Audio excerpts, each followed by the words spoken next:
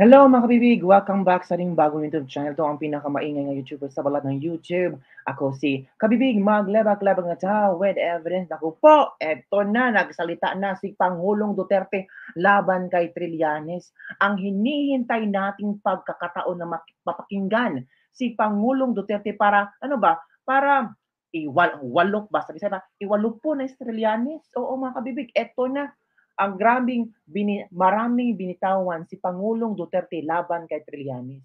Nako, tinawag buang baklitan si Trillanes. Grabe mga kabibig, as in, nasa-shock ako. Pero normal na yan ni Pangulong Duterte. Ay, buti din yung Trillanes ba? Para naman, tumahimik na siya, pero I'm sure hindi yan tatahimik si Trillanes. Oy, gusto niyang makulong si Pangulong Duterte. Gusto niyang makapasok ang ICC. Sabi pa nga niya, yung transmittal na sa Quadcom hearing ay naipasa na sa ICC. Yung transmittal sa Senate hearing naipasa na sa ICC. Kaya confident si Trillanes na makakapasok ang ICC at huliin si Digong. Itong si Digong naman ay nagsalita ngayon. Talagang binulgar lahat na kung gusto nating, gusto natin sabihin laban kay Trillanes, si Digong na ang nagsalita. Yung mga tawag dito, yung mga words na parang takot tayo magsabi, si Digong ang nagsalita para sa ating lahat. O eto mga kabibig ha, manood tayo kay Pangulong Duterte na kung saan grabe, hindi makatalagang, walang papigil-pigil, walang papreno-preno, kanyang binatiko si Trillanes. O eto kabibig ha, manood tayo. Ito, FPRRD kay Trillanes, what have you contributed to this country? O tama na. Ano nga ang naitulong mo, Trillanes? Nung naging senador ka, ano ba ang inyong programa? Anong nagawa mo sa Pilipinas? Hindi tama naman si Pangulong Duterte. Tinanong niya si Trillanes. Ako, ito na kabibig, makinig tayo. Ito na. Anong nagawa niya sa Pilipinas? Tama. Para kung magsalita ka ng hero. What have you contributed to this country? Mayor, sabi ni Trillanes, may draft yung sa Senate hearing, yung statement mo na may draft na daw nila sabi sa ICC. Anong reaction natin? Alam mo kung maniwala kay ni Trillanes ang pakla na yan. Uy, kung maniwala ka kay sa bakang yun, grabe naman si Digong. Yun ang kanyang description kay Trillanes. So, hindi ito galing sa akin, ha? Disclaimer lang. Galing yan kay Tatay Digong. And I'm sure I don't know kung agree ka ba sa statement ni Pangulong Duterte. Comment below kung agree ka sa unang statement ni Pangulong Duterte kung maniwala ka pati sa pakang iyon. Grabe ka naman, Tatay Digong. Preno-preno din sa pagbuka ng bibig mo. Alam mo naman sa Trillanes, papatol din yun. Go. Walang ginawa na kung hindi magdaldal. O magdaldal. O kayong hindi ko sinasagot eh. Kaya hindi ko sasagutin yung buuan. Yan ang isang misteryo. May isang tao na bobo, bakit lumusot sa PMA? Isang misteryo kung bakit ang isang bobo or bogo na tao ay lumusot sa PMA. Nako. O nga no, sabi ni Tatay Digong, lahat mga taga-PMA matatalino. Sabi din ni Risa last time, di ba? Sabi ni Risa na, oo nga, Mr. President, matatalino ang nasa PMA. Nag-eskwela sa PMA, mga matatalino. Sabi ni Tatay Digong ngayon, bak itong bogo na ito ay nakalusot sa PMA. Hala, question na ang kapasidad ni Trillanes, ang pagkamatalino ni Trillanes ay question ni Pangulong Duterte. Agree ba kayo? Agree ba kayo kabibig niya sa sinabi ni Trillanes na sinabi niya Tatay Digong na bakit nakalusot itong bogo na ito? Grabe no? Bogo sa Bisaya, Tagalog bobo. Hindi naman nakipaglaban sa Mindanao. Walang ginawa ang kulol. Kung hindi magkudita, gumawa ng kaguluhan sa bayan natin. Gumawa ng kudita. Gumawa ng kaguluhan. Kaya nga, what have you contributed to this country, Trillanes? Kudita? Gumawa ng kaguluhan?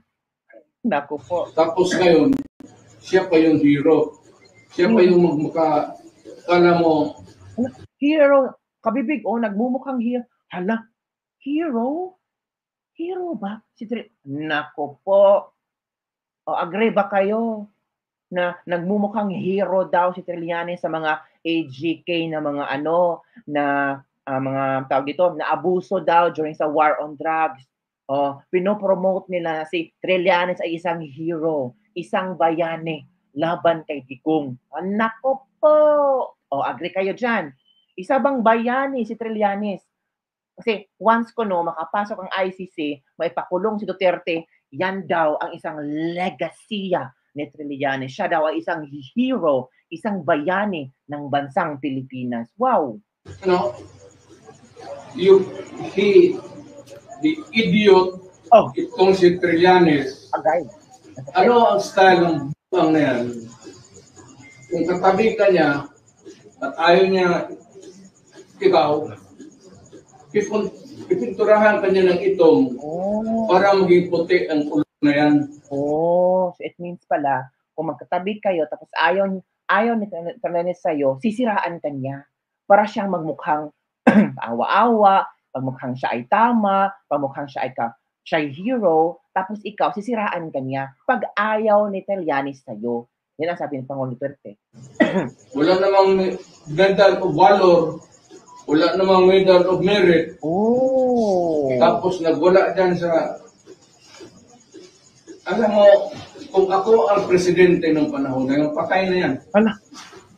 Kung ako ng presidente tapos mag-mutiny matagal nang kasabay siguro ng ditong ibang cemetery. Mahirap kay Nograles ay Trillanes, akala niya matapang siya. Yung pagkakala niya kay sundalo siya ay dumaan ng PMA. Malaki ang respeto ko sa mga sundalo. PMA yan. Pero itong na ito, at bakit sumalig na yan sa inyo? Siya lang may utak, siya yung may bayag na Trillanes. Tumahimik ka na lang, wala ka nang ginawa. Agoy. Ang sakit. Wala ka nang ginawa sa bayan mo. You have nothing to contribute or had contributed to this country. Agoy. Tama kaya si Pangulong Duterte na walang na-contribute si Trillanes sa bansa natin. Na puro na lang, puro wak-wak-wak, puro awayan na lang, puro titirahin ang mga Duterte. Walang contribution daw si Trillanes. We don't know later mag-post si Trillanes kung ano ang kanya na-contribute sa Pilipinas, di ba? Baka mag-mention sa mga programa nung naging senador siya. So dapat talaga ipakita ni Trillanes na may mga programa siya, na meron siya na-contribute aside from the mutiny. Di ba mga kabibig? Ito This is a challenge from Pangulong Duterte. This is my own explanation, disclaimer lang. Kasi sinabi ni Pangulong Duterte na wala ka na-contribute sa bayan natin. Kung ako si Trillanes, talagang ipopost ko talaga kung ano ang na-contribute ko para isampal ko sa mga Duterte. Ang tanong, meron nga bang ikaw na-contribute? Tanging si Trillanes lang ang makasagot niyan. Di ba? Umpisa ka, lumabas ka ng barak, gulo ka, binigyan ka ng amnesty, ngayon, ang bunganga mo, bunganga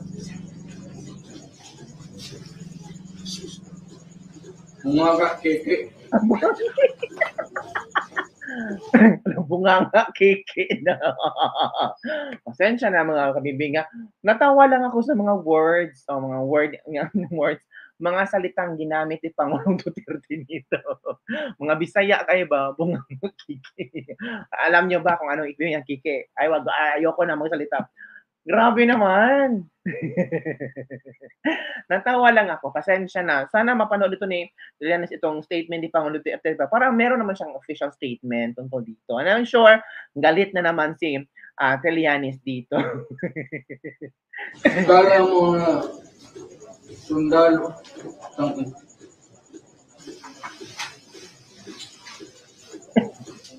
Wala. Ano contribution niya? Anong nagawa niya sa Pilipinas? Tama. Para kung magsalita ka lang hero. Hero. What have you contributed to this country? May nahatid ka ba ng kapwa mo Pilipino na pobre na ihatid mo sa ospital? Ala. Nalagaan mo? Ala. Nagpakain ka ba dyan sa mahirap ng tao sa Maynila? Ala.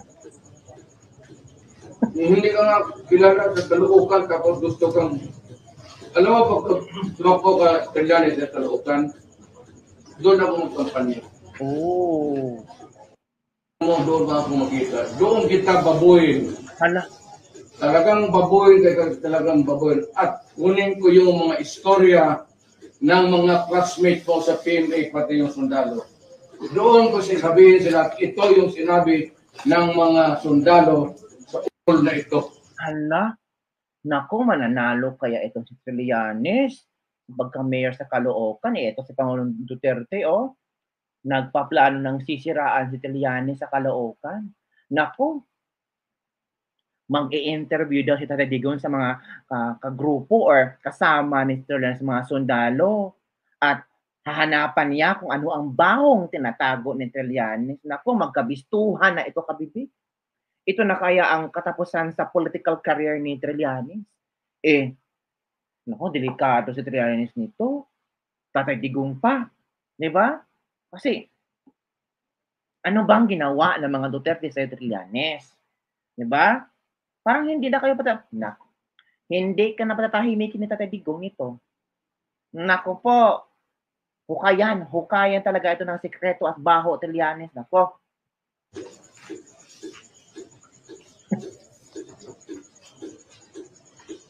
Ang problema nito, ang misteryo natin is kung natuli ba itong ito.